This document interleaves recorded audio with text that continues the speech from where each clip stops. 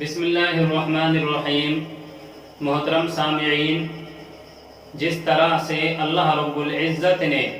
تمام شہروں پر مکہ المکرمہ کو، تمام کتابوں پر کتاب اللہ کو یعنی قرآن کریم کو، اور سال کے 12 مہینوں پر رمضان المبارک کو تمام نبیوں میں امام الانبیاء محمد مصطفیٰ صلی اللہ علیہ وسلم کو سرداری عطا فرمائی ہے، اسی طریقے سے اللہ رب العزت نے ہفتے کے 7 دنوں میں جمعے کے دن کو سرداری عطا فرمائی ہے۔ یہ دن تمام دنوں کا سردار ہے، اسی لیے اس کو سید الایام کہا جاتا ہے، یعنی تمام دنوں کا سردار کہا جاتا ہے۔ حضرت ابو ہریرہ رضی اللہ تعالیٰ عنہ اس دن کی فضیلت کو بیان کرتے ہوئے فرماتے ہیں کہ کالی کملی والے حضور علیہ السلام نے فرمایا، ان تمام دنوں میں جن میں سورج نکلتا ہے، یعنی ہفتے کے 7 دنوں میں سب سے زیادہ افضل اور سب سے زیادہ عظمت والا دن جمعے کا دن ہے۔ جمعے کے دن ہی آدم علیہ السلام کو پیدا کیا گیا، جمعے کے دن ہی آدم علیہ السلام کو جنت کے اندر داخل کیا گیا، اور جمعے کے دن ہی آدم علیہ السلام کو جنت سے نکالا گیا، اور جمعے کے دن ہی قیامت قائم ہوگی۔ اور ایک روایت کے اندر آتا ہے کہ جمعے کے دن ہی آدم علیہ السلام کی توبہ قبول کی گئی، اور جمعے کے دن ہی آدم علیہ السلام کا وصال ہوا۔ تو جو روایت کے اندر آیا ہے کہ جمعے کے دن ہی آدم علیہ السلام کو جنت کے اندر داخل کیا گیا، تو یہ فضیلت تو سمجھ میں آتی ہے، یعنی آدم علیہ السلام کا جنت کے اندر دخول ہونا یہ تو جمعے کے دن کی عظمت کو بڑھاتا ہے، لیکن آدم علیہ السلام کا جمعے کے دن بہشت سے نکل کر زمین پر آنا یہ کیسے فضیلت اور عظمت کو بڑھاتا ہے، جمعے کے دن کی اہمیت کو کیسے بڑھاتا ہے۔ تو محدثین نے لکھا ہے کہ دراصل بات یہ ہے کہ آدم علیہ السلام کا بہشت سے نکل کر زمین پر آنا یہ انبیاء علیہ السلام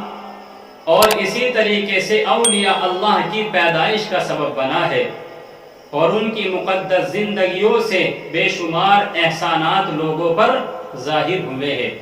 کیونکہ اگر آدم علیہ السلام کو جنت سے نکالا نہ جاتا تو انبیاء علیہ السلام کا اور اولیاء اللہ کا یہ سلسلہ نہ چلتا۔ ایسے ہی آدم علیہ السلام کا جمعے کے دن اس دنیا سے وفات پا جانا یہ ان کا جنت میں داخل ہونے کا سبب ہے، اللہ رب العزت سے ملاقات ہونے کا سبب ہے۔ اسی طریقے سے قیامت کا قائم ہو جانا یہ بھی جنت میں جانے کا سبب ہے۔ اور حضرت ابو ہریرہ رضی اللہ تعالیٰ عنہ ایک روایت کے اندر فرماتے ہیں کہ جمعے کے دن ایک ساعت ایسی آتی ہے کہ اگر بندہ مومن اس ساعت میں اللہ تعالیٰ سے کسی خیر کا سوال کر لے تو اللہ تعالیٰ اس کے سوال کو پورا فرما دیتے ہیں، یعنی اگر بندہ اس گھڑی میں اللہ تعالیٰ سے کسی چیز کو مانگ لے تو اللہ تعالیٰ وہ چیز اس کو عطا فرما دیتے ہیں۔ بخاری اور مسلم کی ایک روایت کے اندر اس طریقے سے آیا ہے کہ حضور علیہ السلام نے فرمایا کہ جمعے کے دن ایک ساعت ایسی آتی ہے کہ اگر بندہ مومن نماز کی حالت میں اس ساعت میں اللہ تعالیٰ سے کسی خیر کو مانگ لے، کسی بھلائی کو مانگ لے تو اللہ تعالیٰ وہ بھلائی اس کو عطا فرما دیتے ہیں۔ لیکن اللہ تعالیٰ نے اس ساعت کو متعین نہیں کیا، اس کو ظاہر نہیں کیا، بلکہ اس کو مخفی رکھا، اس کو پوشیدہ رکھا۔ اور پوشیدہ رکھنے میں حکمت یہ ہے کہ تاکہ لوگ پورے دن اس ساعت کو پانے کے لیے، اس گھڑی کو پانے کے لیے عبادت الہی میں مشغول رہے، اور جب اس ساعت کو پالے تو اللہ تعالیٰ کے یہاں لوگوں کی عبادت و دعا قبول منظور کر لی جائے، اس لیے اللہ تعالیٰ نے اس کو مخفی رکھا ہے۔ ویسے اللہ کے نبی علیہ السلام نے